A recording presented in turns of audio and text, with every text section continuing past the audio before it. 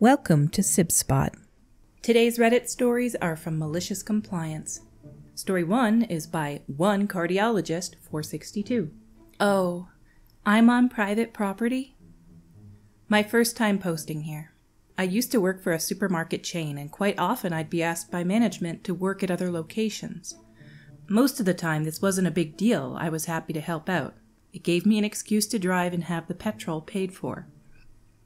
However, one day I was asked to work at a location very far away at a very early hour of the morning.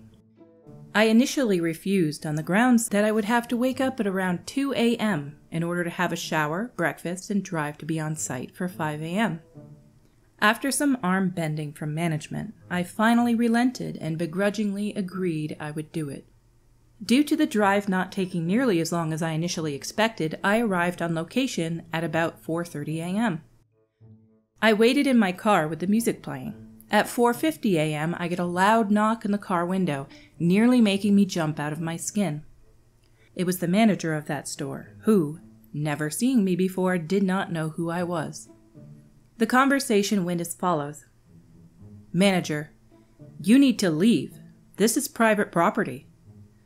Me, oh, but... Manager interrupting. I don't care. Go. Now. Me quickly realizing I can play this to my advantage. Oh, I'm sorry, sir. I don't want any problems. Of course, I'll go. Right away. Sorry. As per his request, I drove home with a smile on my face, knowing that I have the rest of the day free to myself. A few hours later, I get a phone call. I answer the unrecognized number, and I recognize the voice immediately. It was the manager who told me to leave.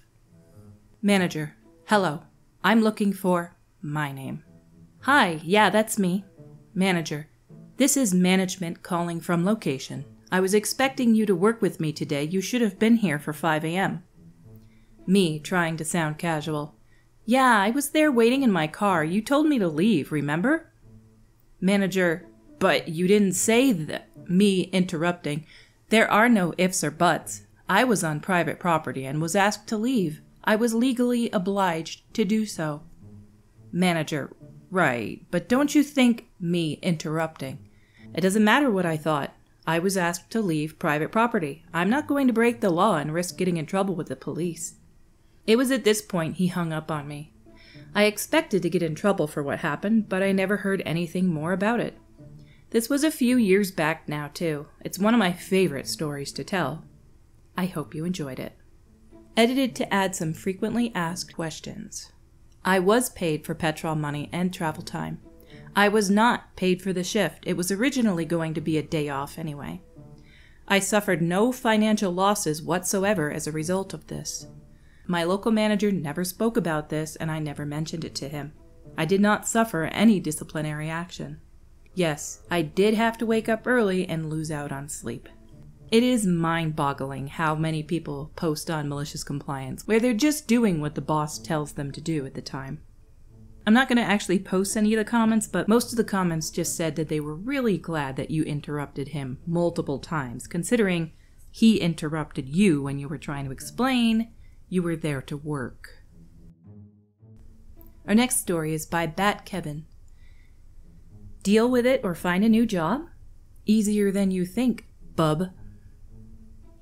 As a young adult, I decided to move several hundred miles away on a whim without a new job lined up. Fortunately, the relatives I was living with knew a ton of people in the small town and were able to get me a job within a week at the local grocery store. I was to be a courtesy clerk, bagging groceries and stocking shelves. Immediately, I made friends with coworkers, and some of the customers weren't too bad either. However, management was a different deal. Like the HR manager, who would waste a customer's time telling them recipes for the items they have and holding up the line. She would also call me from the back of the store to bag 2 items and help the man barely older than me to his car, despite him protesting. There was also John, the general manager. John would be nice in groups, but if he got you alone, his true colors would show. He once berated me for having a 5 o'clock shadow, even though I shaved right before work. My hair is dark and grows quickly. Seriously, dude, can't help nature. After a few months, the night janitor, technically early morning, quit. John decided it would now be my job to polish the floors every morning. My previous job was at a movie theater, so working from 5 p.m. to 2 a.m. was normal. Mornings? Not my jam. I hear you, OP. I am not a morning person either. This would require me to be at work at 4 a.m., but I was told this would be for 1 to 2 months, tops. I was even thrown a sweet 5-cent raise for my troubles. How could I decline? After a month, I asked John how the search for a replacement is going. He says probably 2 weeks and everything will be settled. After month 2, I ask again. John says the first person fell through and suggests that maybe I know someone who might be looking for a job. I assure him that is not the case. After the 3rd month, I was completely over it. Again, I approached John and explained that I cannot keep doing this much longer. He replies, "Not my problem. Find someone else or a new job." This ticked me off, but I wasn't in a position to walk out right then.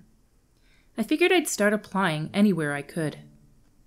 A couple of days later, possibly even the same day, my relative drags me with them to go look at new cars. While discussing prices and waiting for the sales manager to respond, my relative and the salesperson were just BSing, and I mentioned what John had told me about the job.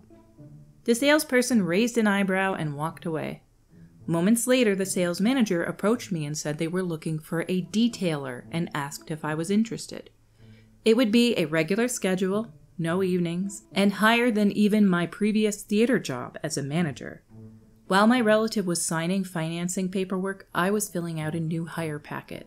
I was to begin work on Tuesday of the next week.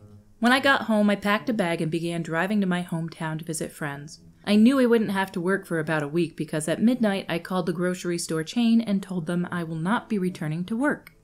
If you have any questions, please ask John. Epilogue. A year or so after my departure, John was mysteriously no longer working at the store. Nobody knew why, as he had another 5 years before retirement. One day I had to go to the bank to deposit a check, and John was the teller. It was so fun to watch him deposit my paycheck from my new employer. Just doing as instructed, boss. Our next story today is by Thanos is the Victim. You want it done by the book? You got it. My first time posting here. I work as a software engineer in a mid-sized tech company. My boss, let's call him John, is known for his strict adherence to company policies and procedures, often to the point of absurdity. He insists that every single task, no matter how small and insignificant, must be documented and approved before we can start working on it. One day, John assigned me to a task that was relatively simple, updating the color scheme of our app. Normally, this would take me about an hour to complete. However, John insisted that I follow the company's full software development process for this task. This meant I had to write a proposal, get it approved by several departments, write test cases, conduct testing, get approval from the quality assurance team, and finally deploy the changes. Seeing an opportunity for some malicious compliance, I decided to do exactly as John asked. I spent 2 days writing a detailed proposal for the color scheme update. I then sent it off to the various departments for approval, which took another 3 days. Writing the test cases and conducting the testing took another 2 days. Finally, getting approval for the quality assurance team and deploying the changes took another 3 days. In total, a task that should have taken an hour ended up taking almost 2 weeks because of John's insistence on following company procedures to the letter. When John asked why it took so long, I simply told him that I was following his instructions and doing everything by the book. From that day forward, John became a bit more flexible with how strictly we needed to adhere to company procedures for minor tasks. Our stories for today have come to a close. Until we meet again, have a lively day.